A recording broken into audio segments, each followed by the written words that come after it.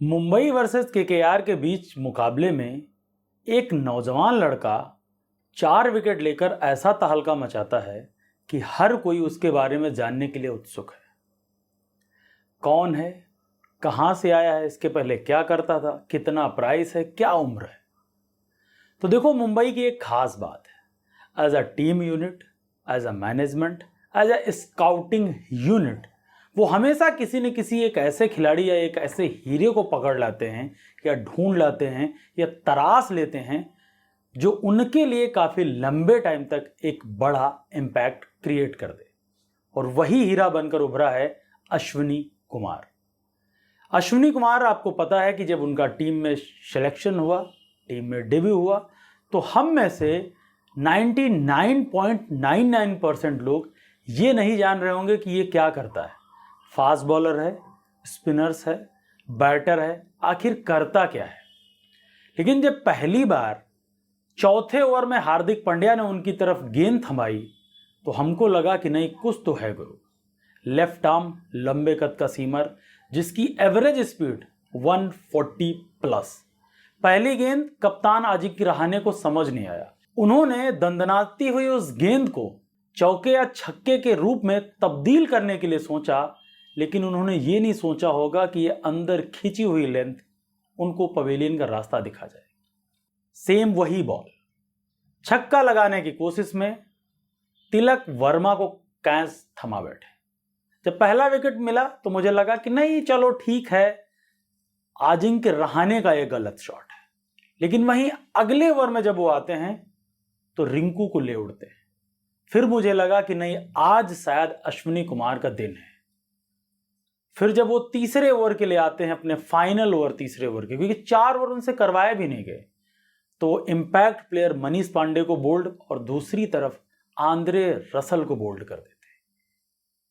देखो, 3 ओवर में 24 रन देकर 4 विकेट प्राप्त करना कोई नई बात नहीं है। एमआई के लिए पास्ट में बहुत सारे खिलाड़ियों ने यह कर दिखाया। अगर सिर्फ आईपीएल की बात की जाए तो मुझे लगता है कि 15 से 20 गेंदबाज ऐसे बने हैं जो अपने डेब्यू मुकाबले पर 4 या 4 से ज्यादा विकेट लेने वाले गेंदबाज हुए। वहीं अगर मुंबई के कैंप की बात की जाए या मुंबई इंडियंस की बात की जाए तो चौथे बॉलर्स बने हैं अश्विनी कुमार, यानी उनसे पहले कई बॉलर्स हुए। मुझे एक याद नाम आता है, अल्जारी जोसेफ, पहली बार आए, 6 विकेट हॉल लिया था। लेकिन उनमें और इनकी काबिलियत में क्या डिफरेंस है, वो हम आपको थोड़ा सा बताने की कोशिश करते हैं। देखो, अगर आपको अल्जारी का नाम याद आ रहा होगा तो आपको यह भी उनके साथ जोड़ना होगा कि उस पर्सन के पास इंटरनेशनल क्रिकेट खेलने का एक्सपीरियंस था। अलग अलग फ्रेंचाइजी में काफी लंबे टाइम तक गेंदबाजी कर चुके थे, एक स्टैब्लिश बॉलर बनकर उभर चुके थे। तो उनके लिए 6 विकेट लेना कोई बहुत बड़ी बात नहीं है। लेकिन जब आप उनसे कंपेयर करते हो अश्विनी कुमार को, तो आपको यह भी समझना होगा कि पहली बार इतने बड़े ओकेशंस पर बंदा बॉल डाल रहा है। यहां मन में गुदगुदियां बहुत होती हैं।